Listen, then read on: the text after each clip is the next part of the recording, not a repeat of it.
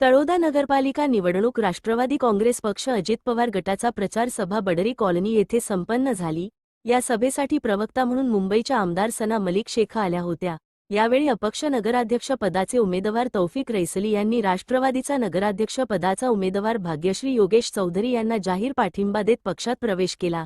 यावेळी त्यांचे पिता रैसली अब्बासली व तौफिक रैसली यांचा सत्कार करण्यात आला। सातपुडा मिरर न्यूज नेटवर्कचे यूट्यूब चॅनल लाईक सबस्क्राईब करा।